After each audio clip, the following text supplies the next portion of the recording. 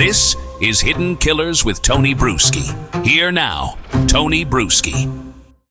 When we talk about the Adelsons, Donna and Charlie, well, they usually eat up all the oxygen. Donna with her coded texts and courtroom bravado. Charlie with his dentist-turned-mastermind routine. But then there's Harvey, the quiet father, always sitting in court, never testifying, never really even speaking, for that matter. For years, he's been treated as a shadow, someone adjacent to the crime rather than inside of it. But in this round of testimony and documents, that shadow is starting to sharpen. We've got phone records tying Harvey's numbers to one of the hitmen, Sigfredo Garcia, weeks before Dan Markel's murder. Probably something you don't want on your call history.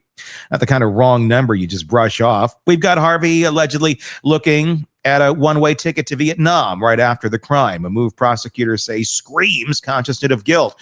And we've also got the Dolce Vita recording. Scratchy and hard to hear, but still showing Harvey present during conversations prosecutors describe as very conspiratorial. Yeah. So the question is no longer whether Harvey benefited from Dan's murder. Everyone in that family at least seemed to, at least in their own weird way. The question is whether Harvey knew, whether he participated, and whether his role has been underestimated all along. What does the evidence really suggest about Harvey's knowledge? Was he an active contributor, a conspirator, or a cautious bystander willing to enjoy the financial fallout while looking the other way? Or was he completely clueless? And how does his courtroom presence, sitting almost Elmer Fudd-like in the gallery, square with the reality that prosecutors may have him in their sights next? To get into it, we're joined by retired FBI Special Agent Jennifer Coffindaffer. She's tracked organized crime families, coded conversations, and flight risk suspects before. Jen, let's start here. Harvey's phone records. They showed contact with hitman Sigfredo Garcia. How do investigators decide if that's coincidence or a direct tie to the murder chain? Well, I think one particular item will never stand on its own. But when you start adding up the items of circumstantial evidence against Harvey, that conversation at Dolce Vita, the fact that I would call this a clear sort of accessory after that crime, trying to leave the country and on a one-way ticket to Vietnam, all of that, and the conversations and different text messages, it really starts to shine that he was involved. It really is starting to feel that way. I got a lot of questions about the specifics, but let me just get your visceral reaction to what we've seen in the courtroom. He's been sitting there every single day, kind of by himself, looking a little Elmer Fudd stundish, I would say, every single day. What's been your take on Harvey in the courtroom, watching all this unfold? Well, I think he's worried. I mean, he's a smart man. This was a multi-millionaire dentist. He not only was a good dentist, apparently, but he was a good businessman. And so he's no dummy. Mm-hmm. He's not a guy that's just back there sort of being led by, a nose ring. This guy, I think, is smart, and he's seeing what the prosecution did, how the prosecution started with the low-hanging fruit, worked to Magnaba, and sorry if I'm saying her name wrong, Catherine, and then McBonna, yeah, and then moved from there on to Donna, obviously Charlie first, and he sees what the prosecution is doing. And with each trial, you see sort of the spattering of who they're going after next. And I see that spattering with both Harvey and Wendi in this trial. Was he smart enough to keep out of it, though? Was he smart enough to just keep his nose and his business acumen and keep the money coming in and keep the family alive? Or do you think Harvey was part of the larger conversation here that likely was going on between Donna and Charlie and about getting rid of Dan Markel? And God knows if anybody else was in on those conversations. Or did he keep his nose clean? I think that's the big question. Well, I think he knew. Look, they were married forever. I think he knew, not just based on that, but based on the other indicators. That Dolce Vita film, I think, is bad for him, even though the sound is terrible, which often happens. But I think you look at that. But do I think they have enough to prove beyond a reasonable doubt? I don't know without anybody else testifying against him for the murder conspiracy. But what about the accessory after the fact? Yeah. That's where those types of actions that he took to go to Vietnam, it just shows such a consciousness of guilt. I could see them charging and then playing him down.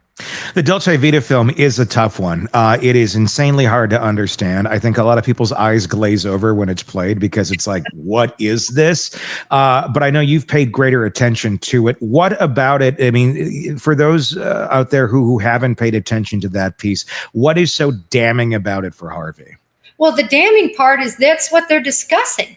Mm-hmm. They're discussing all of this issues in the crime. And why would you discuss that? Now, on the flip side of that, remember, there are other discussions where I believe it's Donna that says, hey, let's not talk about it, basically when Harvey's here. So that's something that a defense for Harvey would be taking a look at, that sort of the juxtaposition between the conversation with Charlie and juxtaposing that with, hey, listen, they wanted to keep him out of it.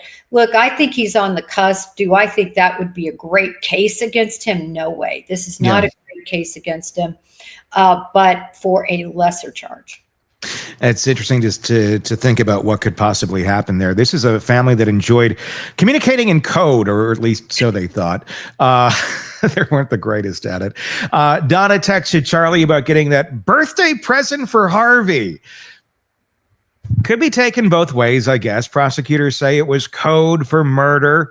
From an FBI perspective, how do you prove a coded message is exactly that? And what does it say about Harvey if this gift is meant for him?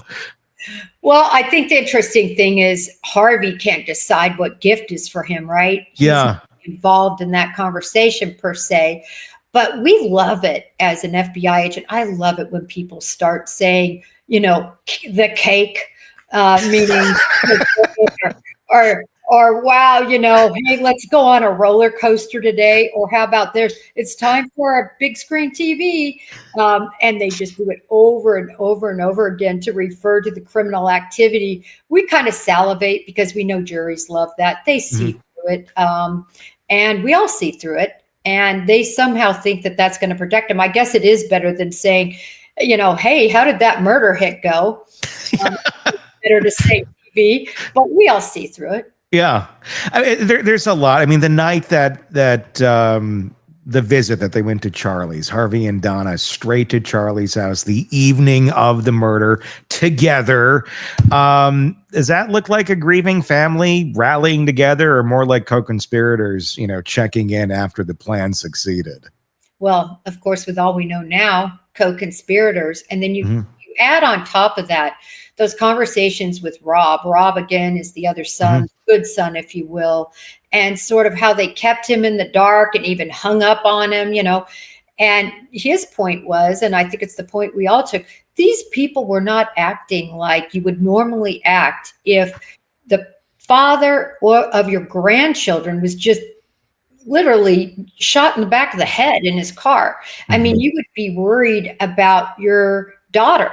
You'd be worried about your family. You'd be wanting to understand why this happened. And they're just kind of like, yeah, it looks like he's dead. We're going to go up and check it out. Bye. Yeah, very, very passive on something. You'd think you'd be wondering, are we next? Is somebody mad at the whole group? But if you already know the answer to that, well, then your reaction is not going to quite be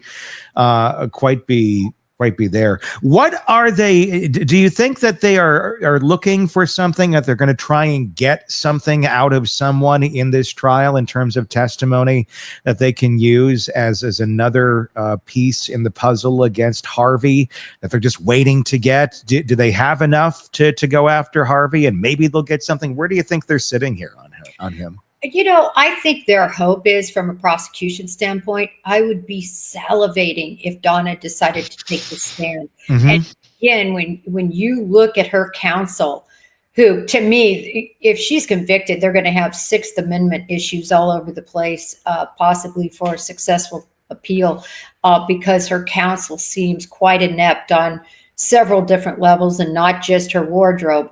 And so you wonder if Donna's going to be able to convince her in her La La Land that we know she's in. I mean, she wrote the script for in the jailhouse to say, right? She's in complete Hollywood land. Does she think she can maybe take that stand and convince those jurors that, listen, everybody's got it all wrong, and this is really what this meant and what this meant, and gibbers was really a nice thing for me to call my son-in-law. I think a lot of people like this, like an Alec Murdaugh, really think that they can talk anybody into anything. And quite frankly, she's got a good track record. She's been able to talk Charlie, who was a dentist. I believe he was a periodontist, very successful, into coordinating a murder. Yeah. So her whole life, she's been successful at control. And I think maybe she might take that stand, just saying, see, I can even control a jury, but we'll see. So here's where Harvey stands. Not in handcuffs, not on trial, but far from clean. Phone records, coded text, suspicious travel. It's circumstantial, yes, but stacked together, it starts to weigh heavily. And in his presence at Dolce Vita, even if muffled by bad audio, you've got a portrait of a man who may not have ordered the hit, but was far too close to pretend ignorance. What Jennifer laid out, it cuts through the noise. Prosecutors don't need Harvey to be the mastermind. They just need him to have acted like someone who knew, helped, or benefited. That's how accessory charges are built. And Harvey's attempted exit to Vietnam is the kind of action that prosecutors drool over because it screams flight risk. It screams knowledge, screams, I can't face what's coming. The bigger picture is strategy. Prosecutors have worked their way up. Garcia, Riviera, Catherine, Charlie, Donna. Every rung has brought them closer to Harvey and Wendi. Sitting in that courtroom every day, Harvey has to know the walls might be closing in. The question is whether they'll take the swing. And if they do, whether they'll get Donna to flip and seal it on the stand. Maybe she'll just do it by herself. For the public, Harvey's story is a reminder silence doesn't equal innocence. Sometimes it's just the calm of someone hoping the storm passes them by. But with this much smoke, you have to wonder if investigators are already looking for the fire. Yeah. We're going to stop here on Harvey, but coming up, we're going to shift to Wendi Adelson with Jennifer Coffindaffer, the daughter whose testimony has been a masterclass in selective memory, distancing, and soft denials. If Harvey's the quiet shadow, Wendi is a reluctant spotlight. The question hanging over her is whether prosecutors are ready to turn suspicion into charges. Be sure to press subscribe so you don't miss that conversation. It is coming up right here in our feed. Press subscribe wherever you're listening or watching us on YouTube. Search Hidden Killers with Tony Brueski to find us and take us wherever you are going. Looking forward to your thoughts in the comments. I'm Tony Brueski. We'll talk again real soon.